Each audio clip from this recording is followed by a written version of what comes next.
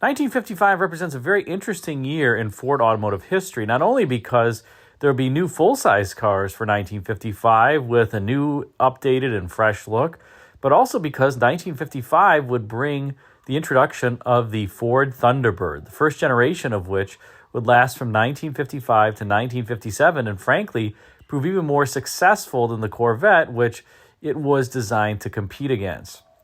Now, there are a number of different facts about the 1955-7 Ford Thunderbird that many of you may not know, and we're going to concentrate primarily on design-related facts that I think you're going to find pretty interesting. So let's get started with number 10 on this list. And at number 10, we have that the Thunderbird went from idea to prototype in about a year's time. Now, many vehicles are developed, at least at this point, along a 4-year development cycle. And in modern days, it's typically about 3 years, could be a little bit longer, a little bit less than 3 years. That's often the cycle for which the cars go from idea all the way through to prototype and start of production. But the Ford Thunderbird was conceived and then went all the way to prototype in about 12 months' time, and a little bit longer to go into production. And that was because Ford obviously was trying to respond to the Chevrolet Corvette, which was introduced for the 1953 model year.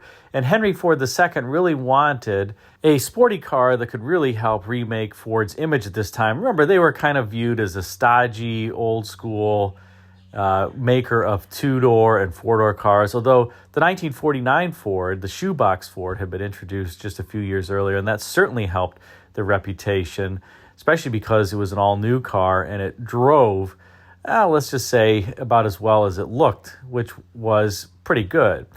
But Henry Ford II wanted a sporty car to compete with the Corvette and wanted it badly, and as a result, this design was really rushed, and thankfully it ended up being successful. But it's one of the shortest gestation periods for a car back during that time frame. Another car that went through a similarly short gestation period was the 1976 Cadillac Seville. Obviously a totally different car, but that one also went from kind of idea through to production in about 12 to 18 months. And there's some other cars too that I could name. The Cadillac Cimarron also fell within that camp. Of course, that one was far less successful than the Cadillac Seville for 1976 or the Thunderbird for 1955. Let's move on to number 9. And at number 9, we have that the Thunderbird employed the same bumper bar on the front and rear. Now, when this car was being developed, you could imagine that product planners and the bean counters were saying to Ford designers, you can't have a lot of unique components because there's not going to be economies of scale to basically drive the piece cost lower on a low-volume vehicle. And so designers tried to use a number of common components with the full-size Ford and also common along or within the Thunderbird lineup. One of those components was that the 55 Thunderbird, as you can see here, used the same bumper bar in the front and the rear. And you have these little finials kind of in the front that are decorative. In the back, you have, obviously, they're holding the exhaust. But this was a great way to achieve economies of scale.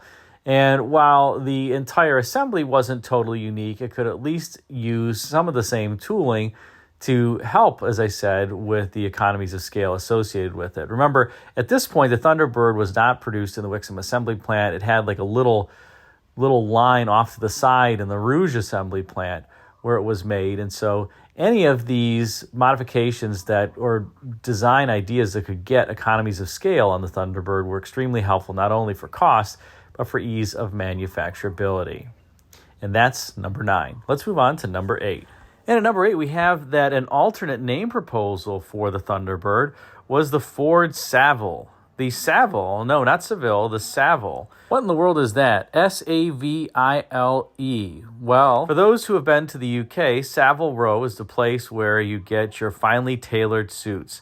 And one of the suggestions, actually, for the names on the Thunderbird was the Savile, so the Ford Savile. There was also the Cougar was a name that was considered even on the Thunderbird, and the Falcon and some others before the Thunderbird ended up being selected. And there's a story that's associated with the name selection on the Thunderbird, of the Thunderbird name itself, and we're going to get to that, let's say, next. But I thought it was interesting that this name was rejected, and allegedly, according to Bill Boyer, who later was in charge of the Thunderbird studio, he said it was rejected because while some designers understood what Savile meant, it wasn't something that was typically known by the American public because most people were buying suits off the rack from Sears or one of the major department stores like Macy's and didn't understand that there was Savile Row back in England at the time and hence wouldn't understand the connotation associated with it. Let's move on to number 7, and that is the interesting prize associated with the person who named the Thunderbird. Now, according to Bill Boyer, whom I previously mentioned, Alan Giberson, otherwise known as Gib, was the person who came up with the Thunderbird name. And allegedly, Ford executive Ernie Breach, who was part of the Thunderbird Golf Club in California, asked for the club for permission to employ the name before it was actually used on the car. Whether or not that's true is not necessarily known, but it's kind of a tale of folklore. However, what is true is that Alan Giberson was the person who named the Thunderbird.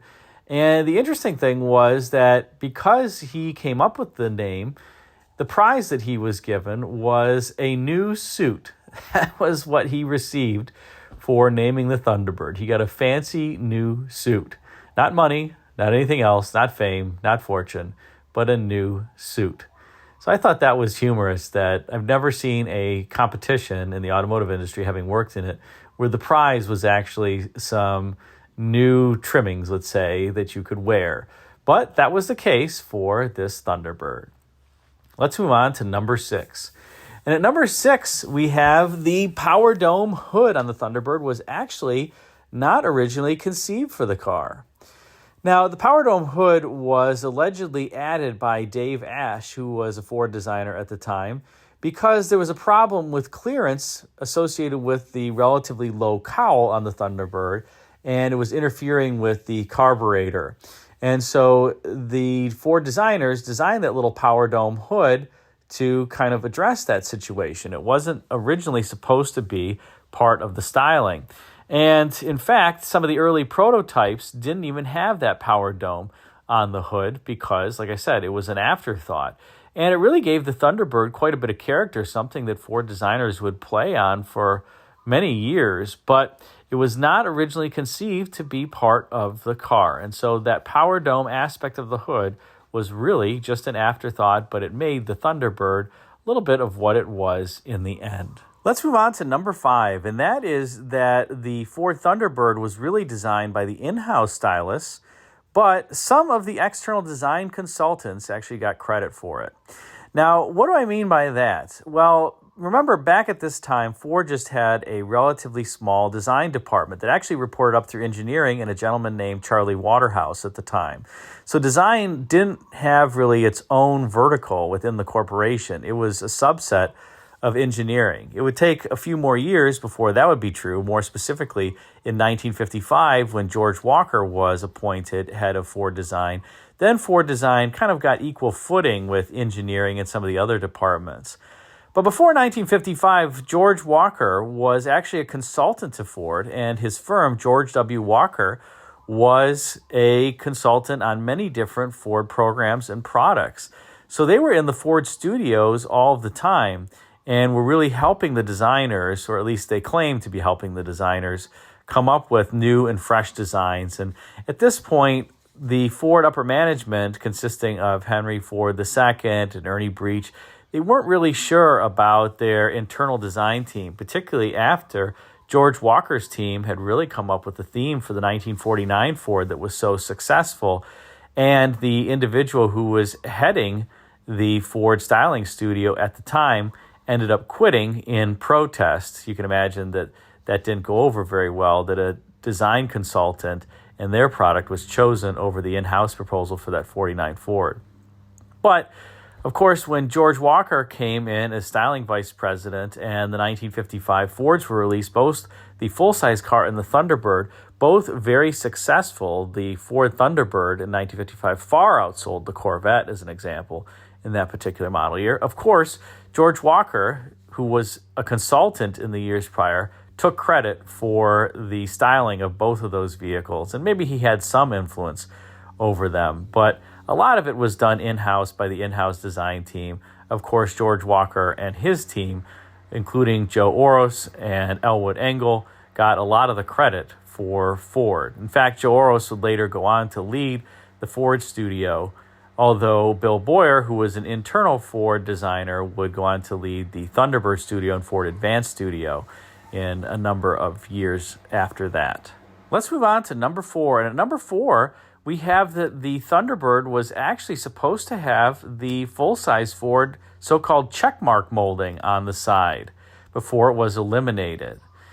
Now, the checkmark was kind of this trademark of the full-size Fords of the era, and it even appeared on the Ford Mystère show car that you see here, a car that actually kind of had these large fins out back before they became so popular with Chrysler. The Mystère was introduced to the auto show circuit in 1957, but it had been done a number of years before that. So if Ford had come out with it, they actually would have had these big fins even before Chrysler did, with the forward look in 1957. In any case, the full-size Fords for 1955, as you see here, had this checkmark molding that went down the side of them. And of course, the designers thought, well, let's put something like that on the Thunderbird to kind of tie the Thunderbird in with the overall 55 Ford styling theme. And there were a number of visually similar elements in the Thunderbird and the 55 full-size Fords, like the headlamps and the nacelles around them, etc.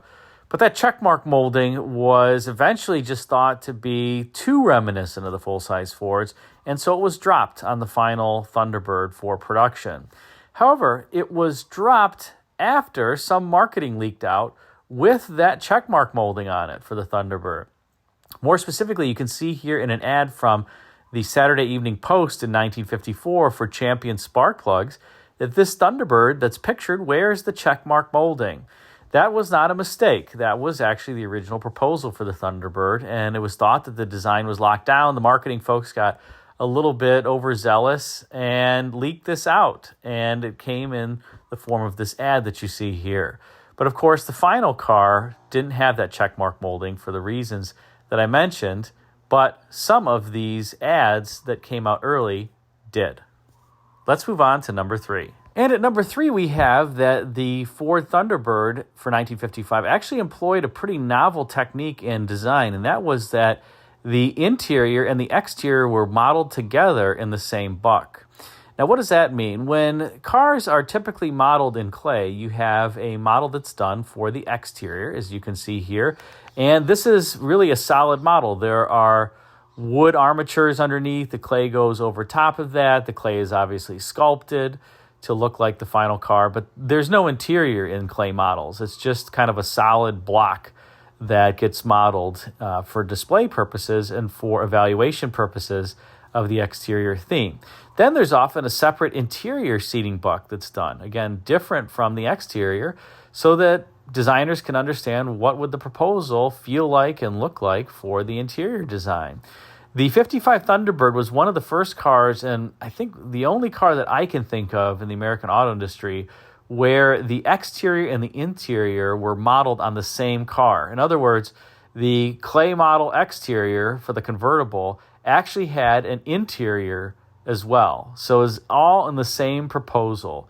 You could look at the exterior and the interior, and the reason that was done was so that the designers could make sure that the design flowed appropriately between the outside and the inside, because the car was going to be principally a convertible, and so you wanted the interior theme to be congruent with the exterior theme.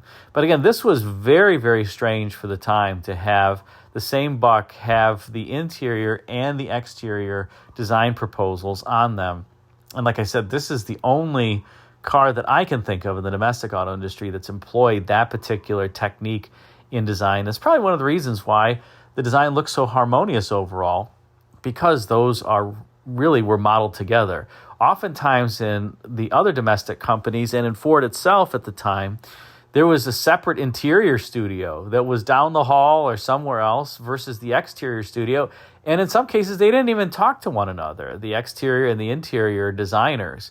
So they kind of came up with the proposals and they looked different. And you can see that in a fair number of cars from the 60s, the 70s. The interior design team was often thought of as kind of like a second-rate interior design team until the 2000s, I would say, when it was found out that, hey, people actually sit in car interiors and people care about them. And the interior designers then became kind of on par with the exterior designers. But back at this point in time, that really wasn't true. It was thought that people didn't care so much about the about the interior. They really bought the car for the exterior. And this Ford Thunderbird employed a really novel technique from a design standpoint. Let's move on to number 2. And at number 2, we have that Ford tried an interesting novel thing for 1956 on its Thunderbird, and that was this extremely padded dash on the passenger side. Now, Ford during this time frame really was trying to promote safety, and they thought that it was important to have a safe automobile. So one of the things that they did, if you look at the 55 Thunderbird dash, you'll notice that the area in front of the passenger compartment, the so-called crash pad, is, well, not a great place for your head to crash. But in 1956, they put this big padded rib section on the passenger side. The car also had the dished steering wheel with a collapsible steering column, and that was designed to absorb chest impacts. Then if you were the passenger, you would crash into that crash pad that was, in fact, padded for 1956. Now, of course, what do you want in your sports car? Safety. That's the first thing that comes to mind. And the saying was that Ford sold safety while Chevrolet sold cars, although during this time frame, as I mentioned, the Ford Thunderbird was actually outselling the Chevrolet Corvette. But I did think it was kind of strange that Ford decided to go all in for safety on the Thunderbird for 1956, like it was some big sales pitch on a sports car. It's kind of odd, but that's what they ended up doing. And at number 1, let's close out with number 1, and we have that the interior theme for the 1957 Thunderbird was actually the theme for the 1955 Thunderbird when it was supposed to come out. Now, there's a long, convoluted story about this, but the theme that made it to the 1957 Thunderbird, this kind of orchestral theater look, I guess I'll call it, with this dome, that was actually supposed to come out on the 55 Thunderbird, but it was deemed to be too costly at the time. So the 55 Thunderbird really used a lot of the gauges from the 55 Ford. And then the theme that was supposed to be employed on the Thunderbird for 1955 was tooled up for high volume on the 1956 full-size Fords. So the 1956 full-size Fords got what was supposed to be the theme for the 55 Thunderbird. And then a year later, the 57 Thunderbird kind of robbed that theme from the 56 Fords. So what was originally supposed to be on the Thunderbird came out on the full-size Ford, then came out on the Thunderbird. And I thought that was an interesting sequence, done in part because of economies of scale and really to help achieve low production costs. But in any case, that is how the interior of the 1957 Ford Thunderbird came about. And that's the story of the 55 to 1957 Thunderbird and some of the top 10 design facts that you didn't know. Did you know any of those? Put a comment in the comment section. Which was your favorite? Let me know. And if you enjoyed this video and happen to be in the holiday spirit, be sure to push the super thanks button. Thanks again for watching.